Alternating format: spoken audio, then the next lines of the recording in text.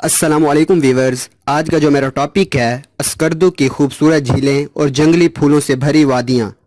अस्करदू की वादी दरअसल दरियाए सिंध की रवानी का करिश्मा है, जिसने सदियों पहले अपने पानी से पत्थरों को काट काट कर पहाड़ों के दरमियान से रास्ता खोला।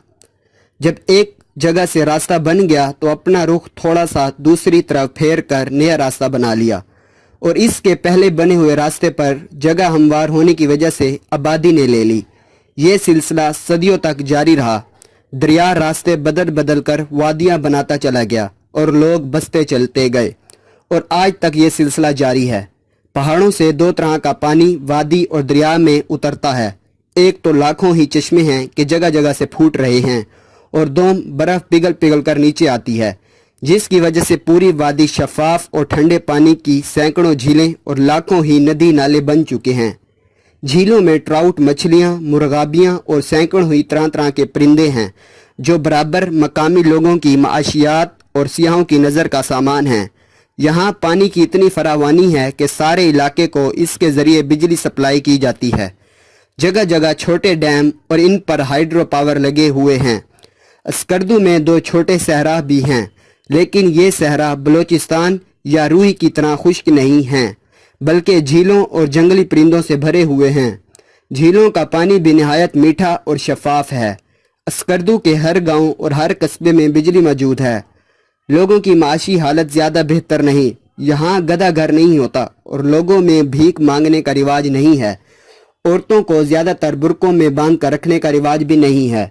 औरतें मर्दों की तरह काम करती नजर आती हैं।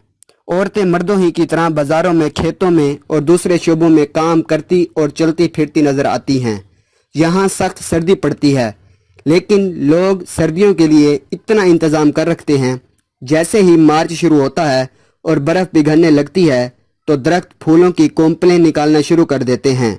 अलूचे, चेरी, शतूत और बादाम के पेड़ों के नीचे शीशे की तरह बहती आबे हयात की ठंडी और शफाफ नदियाँ जिगर को त्राउट और आंखों में नूर की सिलाइयाँ फेरती जाती हैं, और हल्के इतने के चलते जाते थे मगर थकते ना थे।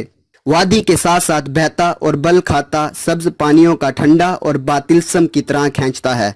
ऊपर नजर कीजिए तो सफ़ेद पर्वत और उनसे फूटते हुए हजारों चश्मे और चश्मों से पतले पानी की धारें, गिराने, झरने बस नीचे ही नीचे फिसलते आते हैं, और शहर की और देहात की मंडी और मंडियों की नदियों के कशकूल भरते जाते हैं। ये नदी नाले घर घर के दरवाजे से गुजरते हैं, इनकी दहलीजों पर छिड़काव करते जाते हैं।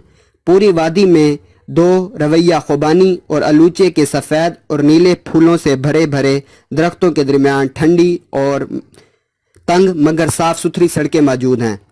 बुद्धा के मुजस्मे देखने को मिलते हैं। वहाँ किसी 400-500 साल पुराना नवाब साहब का लकड़ी से बना हुआ खूबसूरत बंगला है, जिसे होटल में बदल दिया गया है, मगर बंगले की शक्ल नहीं बदल गई। बाकियात भी मौजूद हैं, यानी नवाब साहब का ऐवान ख़ास, बावर्ची खाना, ख्वाबगाह, मुताले का कमरा है। कुछ फ़ारसी और मकामी ज़बान में लिखी हुई किताबें भी हैं, जो अक्सर हज़रत अली और हज़रत बीबी फ़ातिमा की मुनक़बत पर मबनी हैं। शगर वादी में चलते पानी के नदी नालों और खुबानी, अलूचे और बादाम और चेरी और शहतूत के दरख्तों और इन पर फूलते सफ़ेद और नीले फूलों का तो कोई हिसाब ही नहीं। दाएं दरख्त थे और छाँव थी, बाएं दरख्त हैं। गर्मियों में इनके फल इतना होता है कि खाने वाले नहीं मिलते।